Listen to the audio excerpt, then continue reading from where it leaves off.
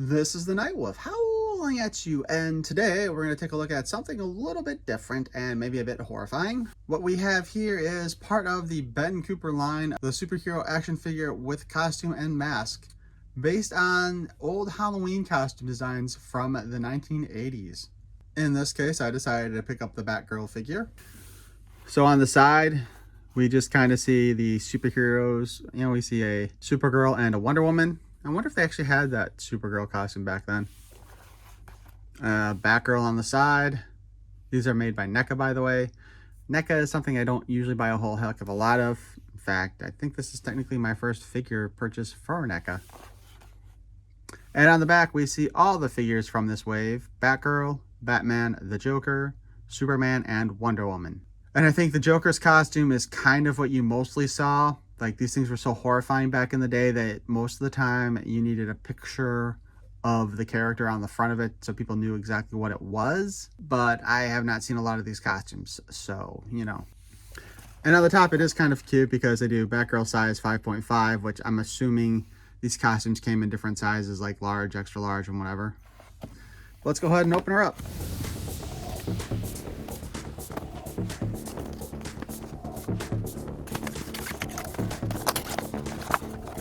Oh yeah, I'm also assuming that Ben Cooper is the person who designed these costumes back in the day.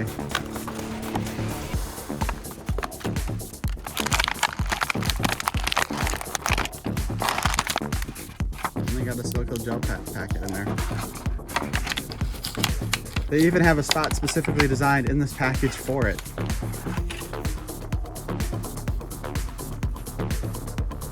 Check that out. We have a Super Friends candy bag, or, you know, realistically, this is maybe have been just a pillowcase because, again, in the 80s, a lot of kids used pillowcases to carry their candy.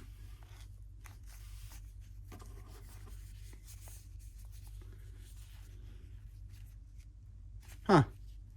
So, I honestly thought that the mask would come off. It does not appear to, so you cannot see the face of the person underneath here, which is kind of a shame, really. But I guess it's understandable. The costume itself is made out of a vinyl, which is probably, honestly, this is probably better quality than those costumes were back in the day. She's got a cape that's tied on. I'm almost afraid to try to take the head off because one of the reasons why I don't collect NECA is because I've heard the horror stories of how brittle their figures can be. And I do remember back in the day listening to somebody talk about him because he'd gotten like some gargoyle figures and it came broken out of the package, which has happened to me a couple times with figures in the past. But apparently it was a more common thing here. And I guess as he was talking about it, he mentioned that if you looked at their site at one point, their figures were listed as perishable objects and not as, you know, like a consumer object or whatever, specifically done because of the regular breakage that was happening. So I don't know if you can pop this head off without breaking it. It does feel, however, like it is on a ball joint. It is too bad that you can't take the mask off, but I guess part of the reason for the setup here is specifically to keep the eyes in the proper position, but it just makes it even more horrifying. Also, I think this would also make it almost impossible to redo the cape. If you do, if you can't get the head off, you're not fixing that cape if you take the cape off. The costume itself, I'm not so sure about. It looks like it is designed to come off so we can see what the figure is wearing underneath it and possibly look even more horrifying with the mask on and the body the same. But let's talk about the articulation that we can see. First off, there is a boob cut here. So there's a cut right around there. I can feel it. There's no waist cut, however. The arms do hinge up and down, and they can spin forward and back. And we can get it all the way up. There is a double jointed elbow in here. Her ponytail is not articulated, by the way.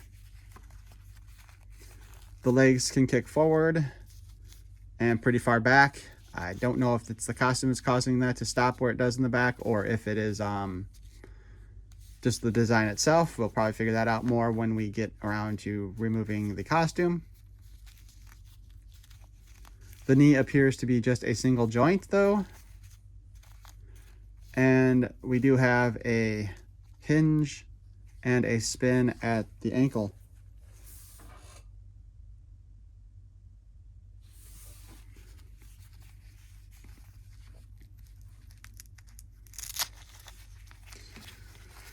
Oh, let's see. Oh, Lord.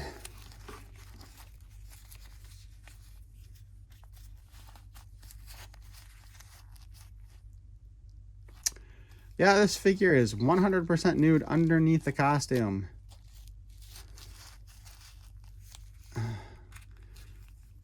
So, the parts that I missed are, there is in fact a thigh cut. And yes, it is just a single joint at the knee.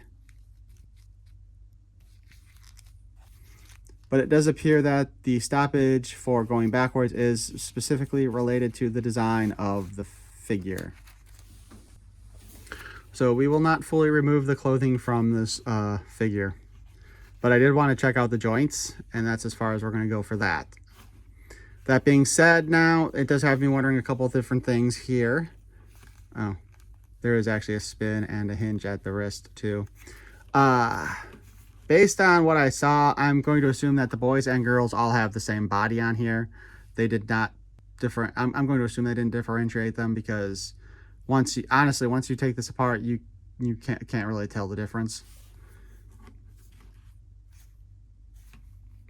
Which, yes, this would be one of those times when I will not complain about them not having boobs on a figure.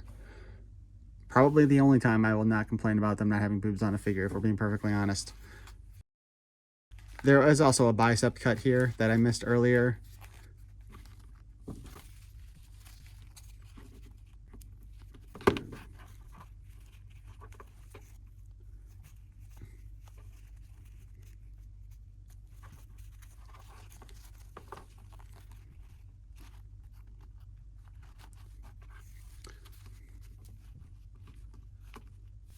And you can get her to hold the bag, although it's a pain in the butt to do. It would have been kind of nice if they had put like maybe a little plastic pole in one side of this pillowcase opening, so that you had something for them to actually grip on and, you know, actually snap around. But overall, I think this is kind of a cute little figure. I don't think I'll be buying a whole lot more of them. Unless, of course, they do Masters of the Universe, then I would probably buy the full set of Masters of the Universe costumes this way. But other than that, personally, I bought this one for the novelty of it, and I got it because it's a Batgirl.